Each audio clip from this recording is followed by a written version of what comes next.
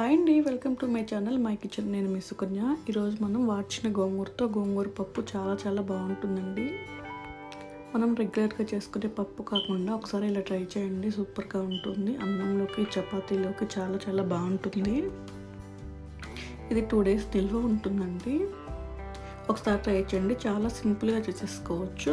మామూలు గోంగూర కాకుండా వాడిన గోంగూరతో ట్రై చేయండి, బాగుంటుంది. ముందుగా కుక్కర్ తీసుకొని 1 కప్పు కందిపప్పు తీసుకోండి. కందిపప్పుని ఒక 2 times మంచిగా వాష్ చేసేసుకొని 1 కప్పుకి 2 cups వాటర్ వేసుకోండి. కరెక్ట్గా సరిపోతాయి. 2 cups వాటర్ వేసాక కొంచెం పసుపు యాడ్ చేసుకోండి. పసుపు యాడ్ చేశాక 1 cup ఆనియన్స్ వేసుకోండి.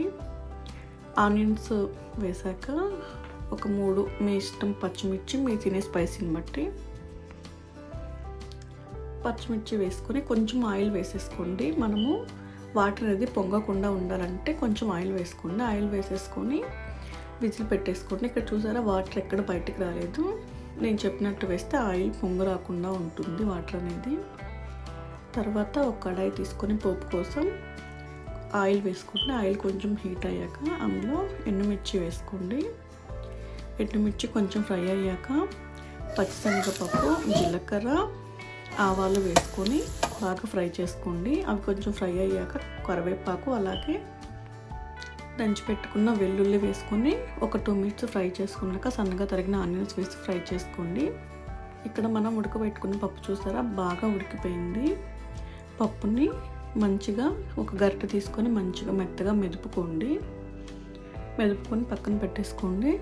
తర్వాత మనం వేయించుకున్న పప్పులో కొంచెం పసుపు వేసి ఒక 2 minutes ఫ్రై చేసుకోండి.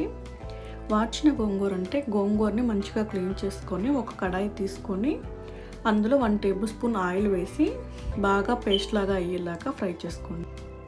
ఇలా చేసుకున్న గోంగూరని ఒక 2 months అయినా నిల్వ ఉంటుందండి. మనము మామూలు ఫ్రిడ్జ్లో పెట్టేసుకుని, డీప్ ఫ్రిడ్జ్లో కాకుండా మనకి గోంగూర అవైలబుల్ లేనప్పుడు, దొరికినప్పుడు ఇలా చేసి పెట్టుకుంటే మనము ఎలాంటి కర్రీస్లోకైనా యూస్ చేసుకోవచ్చు. గోంగూరని మంచిగా ఒక 2 minutes ఫ్రై చేసుకున్నాక తగినంత కారం వేసుకోండి. 2 tablespoons కారం, అలాగే ఉప్పు వేసుకొని సిమ్లో పెట్టేసుకొని లేకపోతే అడుగంటిపోతుంది. సిమ్లో పెట్టేసుకొని ఉప్పు, కారం, పసుపు అంతా పట్టేలాగా బాగా కలుపుకోండి. ఇక్కడ మనకి గోంగూర కొంచెం తిక్కుగా ఉంది కాబట్టి కొంచెం వాటర్ వేసుకొని ఒక 2 minutes ఉడికించుకోండి. ఆ గోంగూరకు ఉప్పు, కారం పట్టేదాకా చాలా బాగుంటుంది అలా ఉడికిస్తే. మీరు ఇది ఇట్లా గోంగూర పులుసులాగానే తినొచ్చండి, బాగుంటుంది. కొంచెం టమాటా వేసుకోవాలి అంతే.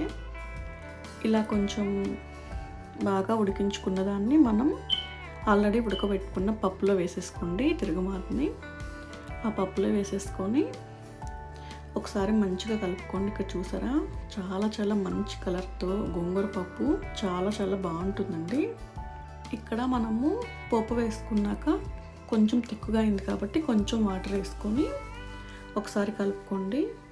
అది మంచిగా ఉడికినాక పప్పు లాస్ట్లో కొంచెం కొత్తిమీర వేసేసుకొని ఒక 2 minutes ఉడికించుకోండి. 2 minutes ఉడికించుకున్నాక ఒక ప్లేట్లో తీసుకొని సర్వ్ చేసుకోండి. వేడివేడి అన్నంలో ఈ గోంగూర పప్పు వేసుకొని కొంచెం నెయ్యి వేసుకొని ట్రై చేయండి, చాలా బాగుంటుంది. ట్రస్ట్ మీ అండి, రెగ్యులర్గా చేసుకునే గోంగూర పప్పు కాకుండా ఇలా వాడిన గోంగూరతో పప్పు చేసుకోండి. 2 days నిల్వ ఉంటుంది, అలాగే టేస్ట్ కూడా బాగుంటుంది. మా వీడియోస్ కనుక మీకు నచ్చినట్లయితే లైక్ చేయండి, షేర్ చేయండి, సబ్స్క్రైబ్ చేసుకోండి.